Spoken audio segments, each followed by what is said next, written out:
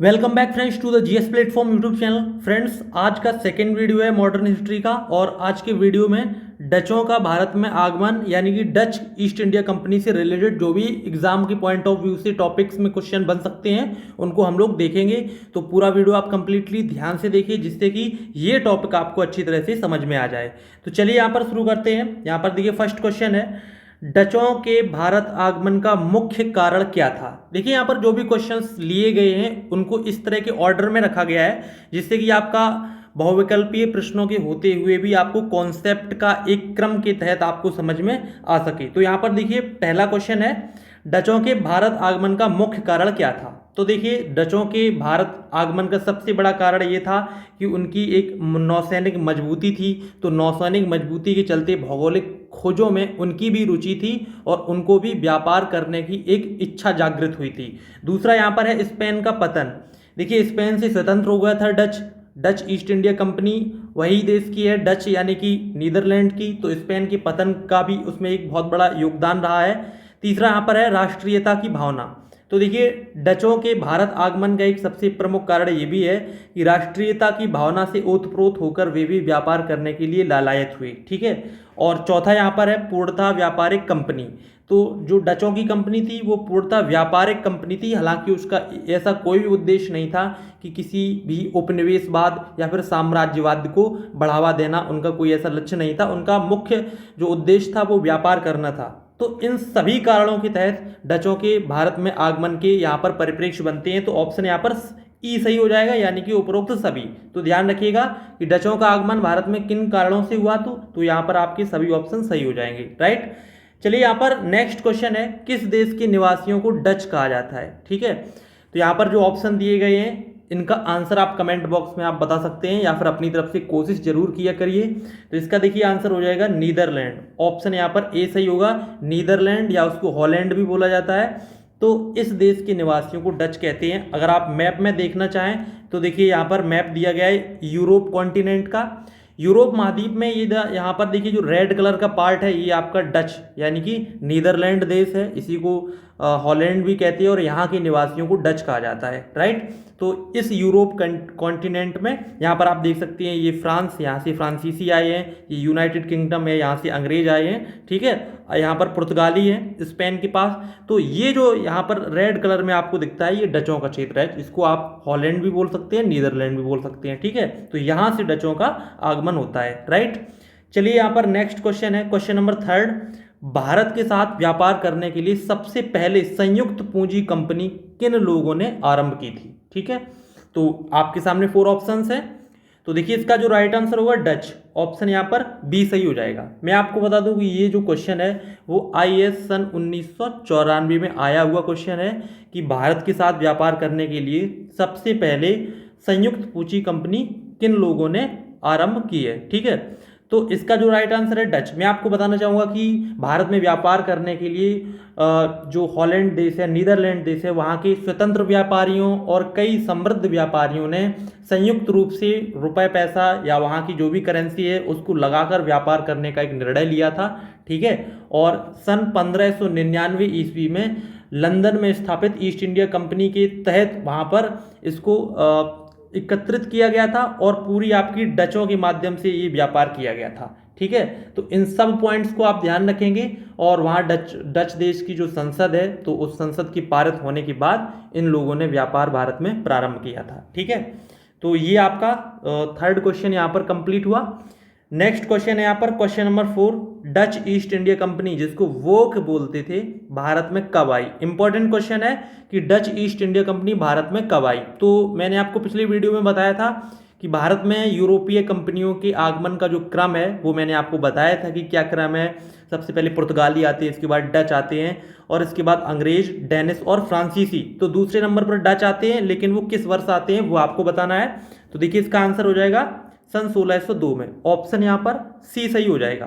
सन 1602 में डचों का भारत में आगमन होता है। तो इस वर्ष को आप ध्यान रखिएगा, इसमें मैप में कुछ भी समझाने की आवश्यकता मुझे लगता है नहीं है। नेक्स्ट क्वेश्चन है यहाँ पर, डचों ने अपनी पहली फैक्ट्री किस राज्य में खोली। मैंने आपको पिछली वीडियो में बताया था कि अलग अलग यूरोपीय कंपनियों ने अपनी पहली फैक्ट्री कहाँ पर और किस वर्ष खोली है। तो उससे रिलेटेड यहाँ पर क्वेश्चन को थोड़ा अलग तरीके से पूछा गया है कि किस राज्य में खोली गई थी, तो वो आपको बताना है। तो मैंने आपको बताया था कि डचों की जो पहली फैक्ट्री थी वो कहाँ पर थी, मसूलीपट्टनम में। ठीक है, मसूलीपट्टनम।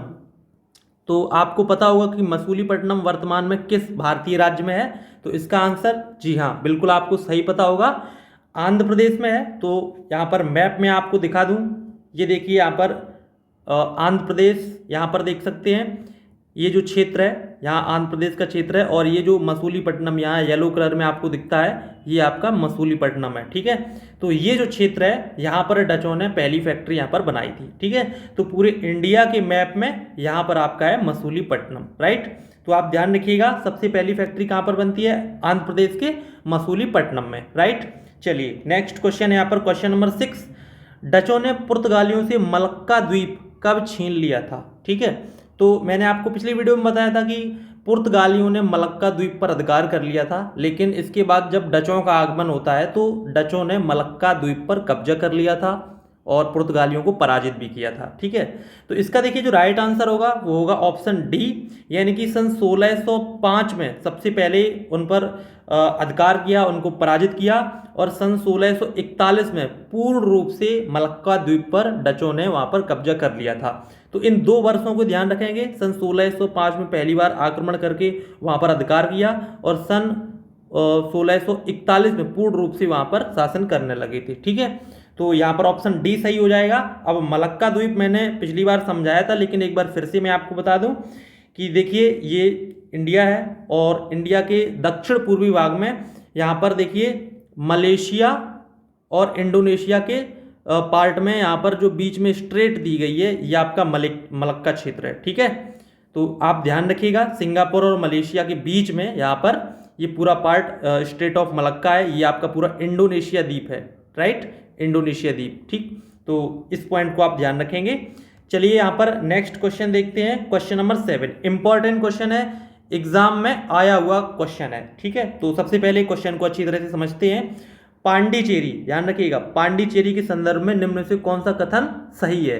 अब यहाँ पर 3 कथन, 3 स्टेटमेंट आपके सामने दिए गए हैं, आपको ये बताना है कि इनमें से कौन सा स्टेटमेंट या कौन से स्टेटमेंट सही है।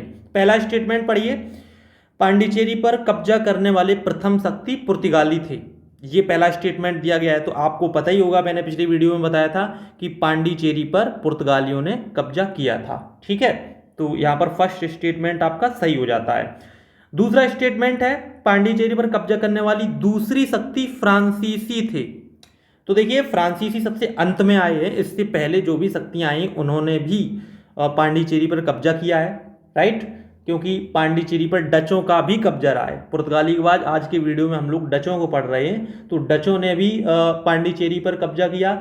इसके बाद अंग्रेजों ने भी पांडिचेरी पर कब्जा किया था। अंग्रेजों ने कब किया था, सन 1793 में अंग्रेजों ने यहाँ पर कब्जा किया था, कहाँ पर, पांडिचेरी में। ठीक है, और फ्रांसीसियों ने से सन 1814 में, राइट, 1814 में फ्रांसीसियों ने कब्जा किया था, कहाँ पर, पांडिचेरी में। तो यहाँ पर जो दूसरा स्टेटमेंट है वो गलत हो जाएगा, क्योंकि दूसरी शक्ति फ्रांसीसी नहीं थी, फ्रांसीसी अंतिम शक्ति कह सकते हैं, दूसरी शक्ति के रूप में डच थे। इसके बाद अंग्रेजों ने भी इस पर अधिकार किया, तो इस तरह से दूसरा स्टेटमेंट गलत हो जाएगा। ठीक है, तीसरा स्टेटमेंट पढ़िए, अंग्रेजों ने कभी पांडिचेरी पर कब्जा नहीं किया, तो ये तो बिल्कुल गलत हो जाएगा। यहाँ पर देखिए लिखा हुआ है कि सन 1793 में अंग्रेजों ने पांडिचेरी पर कब्जा किया था, तो ये तीसरा स्टेटमेंट भी गलत हो जाता है। तो इस तरह से देखते हैं, केवल पहला स्टेटमेंट सही है, तो ऑप्शन यहाँ पर ए सही हो जाएगा, राइट, पहला स्टेटमेंट ही सही है। अगर आपको सही पता नहीं है तो आप इसमें कुछ भी लगा सकते हैं, आप सोच सकते हैं कि यहाँ पर तीनों स्टेटमेंट सही हो सकते हैं, तो आप ऑप्शन डी भी लगा सकते थे,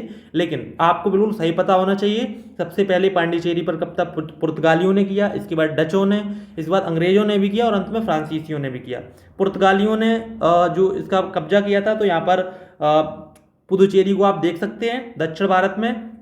यहाँ पर देखिए यनम, माहे, कराईकल, यहाँ पर माहे दिया गया, ये यनम है, पुदुचेरी है और कराईकल, इन 4 स्थानों को मिलाकर क्या बोला जाता है, पुदुचेरी। ठीक है, जो कि आप आज केंद्र शासित प्रदेश है, राइट। और यहाँ पर आप ध्यान रखेंगे कि ये जो स्थान है वो अलग अलग राज्यों में है। ये आंध्र प्रदेश में यनम है, और पुदुचेरी और कराईकल ये दोनों कहाँ पर हैं, ये आपके तमिलनाडु में है, और माहे आपका ये अलग है केरला में, ठीक, ये आपका आंध्र प्रदेश में ही है।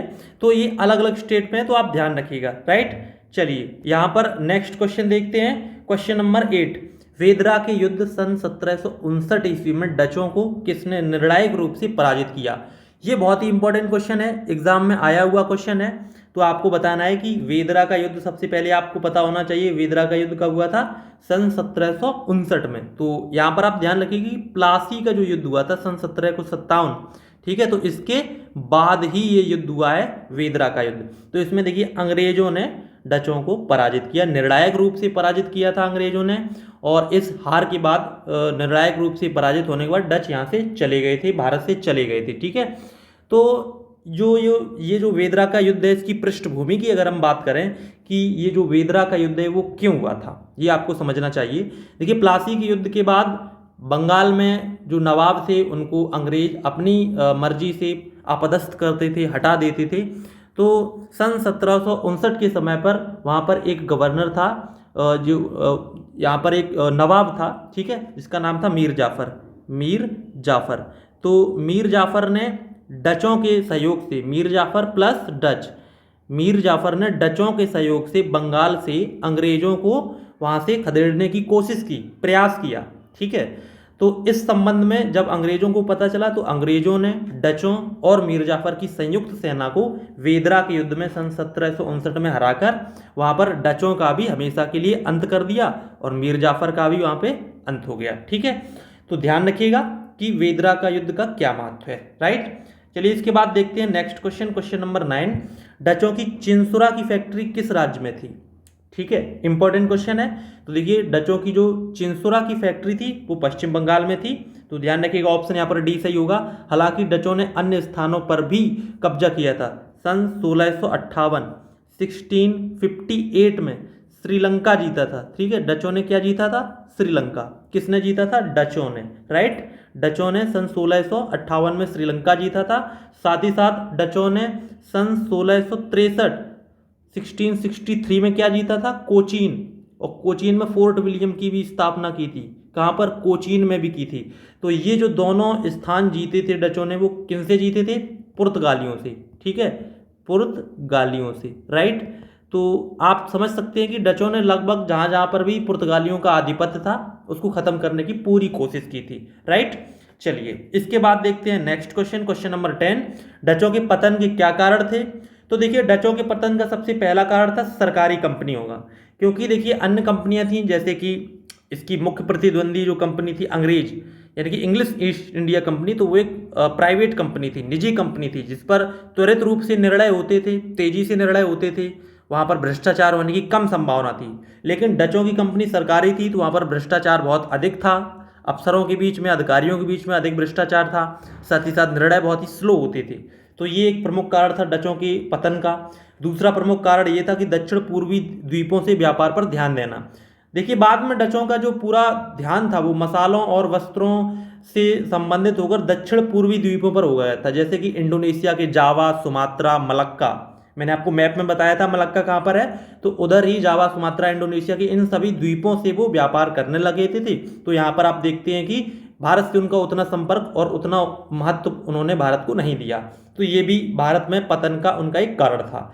तीसरा प्रमुख कारण था कि अंग्रेजों की तुलना में नौसैनिक शक्ति कम होना। तो देखिए डचों की जो नौसेना की जो क्षमता थी वो अंग्रेजों की तुलना में कम थी। तो ये भी एक कारण था। तो इस तरह से ऑप्शन डी सही होगा, उपरोक्त सभी। तो इस क्वेश्चन के माध्यम से हम लोगों ने डचों के पतन के कारण के संबंध में यहाँ पर जानकारी हासिल की है।